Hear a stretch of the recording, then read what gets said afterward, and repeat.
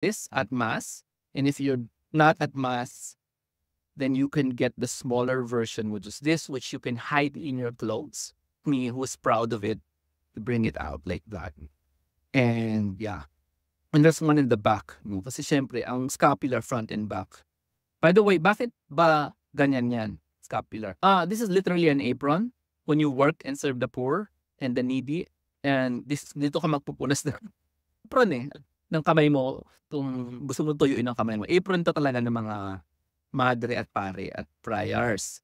Mga monks. Apron talaga yan. Pero since hindi tayo pare at madre, hindi tayo ng katulad nun, wear over the shoulder. Kaya scapular, which is this one, scapula.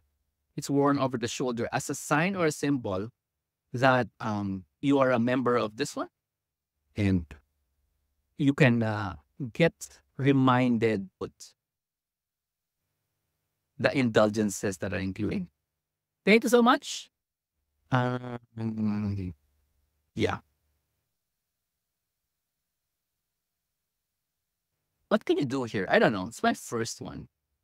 This is my first one. It's my first live. What can we do? I don't know.